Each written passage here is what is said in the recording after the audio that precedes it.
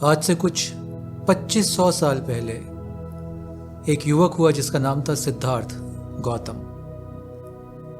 गौतम को अपनी युवा अवस्था में 4 महान चिन्ह देखने को मिले।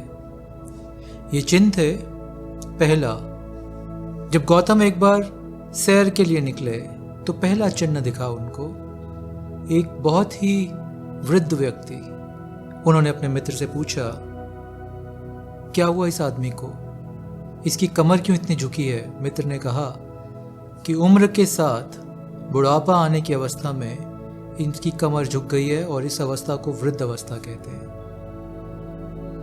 गौतम फिर आगे बढ़े। दूसरा महान चिन्ह मिला उनको, एक बहुत ही बीमार व्यक्ति जो ना कुछ खा सकता ना पी सकता है, पूरा बदन दर्द से करहा रहा है। गौतम ने पूछा अपने मित्र से, इनको क्या हुआ? मित्र ने कहा कि इनके शरीर में रोग आ गया है, पीड़ा आ गई है और रोग की पीड़ा से ये ग्रस्त हैं, बीमार हो गए हैं। सिद्धार्थ गौतम आगे बढ़े। तीसरा महान चिन्ह दिखा उनको, एक व्यक्ति जो मृत्युशैया पे है, जिसकी मृत्यु हो चुकी है, प्राण शरीर को छोड़ चुके हैं, मृत अवस्था में पड़ा है।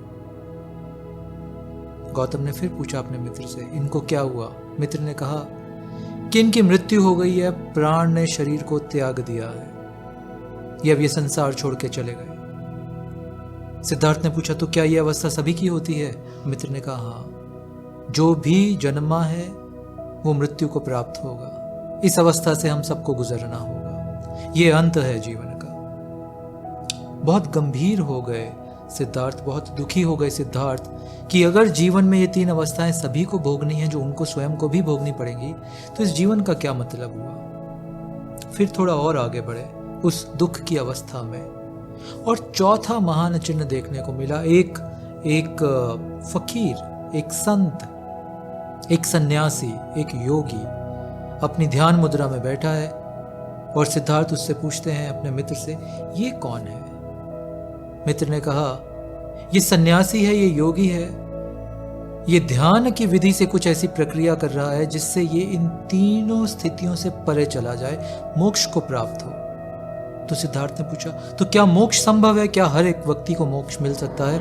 मित्र ने कहा, अवश्य, ये स्थिति हर एक को प्राप्त हो सकती है। बस इतना सुनने की देर थी कि सिद्धार्थ के मन से पूरे संसार का त्याग हो गया। जितनी अटैचमेंट, जितनी डिजायर्स कहीं कहीं हमने बांधी हुई थी, सिद्धार्थ के मन से वो डिजायर्स, अटैचमेंट उसी क्षण सब रिलीज हो गई, और सिद्धार्थ निकल पड़े इस चौथी अवस्था को प्राप्त करने के लिए। कुछ वर्षों की तपस्या साधना के बाद जब ये सिद्धार्थ को ये अवस्था प्राप्त हुई, तो सिद्धार्थ ने पूरे संसार में 4 आर्य सत्य कहे, या ऐसा कहें कि अपनी साधना से सिद्धार्थ ने 4 आर्य सत्य खोजे और हम सबके साथ शेयर किए। पहला आर्य सत्य कि जीवन में दुख है। दूसरा आर्य सत्य, इस दुख के कुछ ना कुछ कारण हैं। तीसरा आर्य सत्य, इन कारणों से निवारण पाया जा सकता है। और चौथा आर्य सत्य, दुख के इन कारणों से निवारण पाने का एक मार्ग भी है।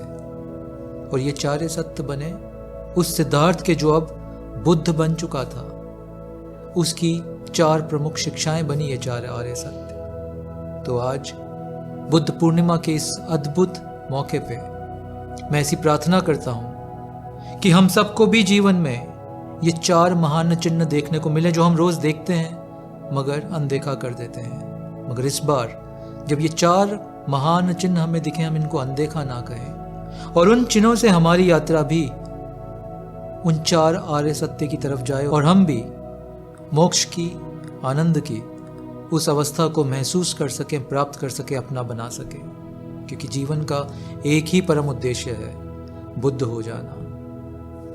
धन्यवाद।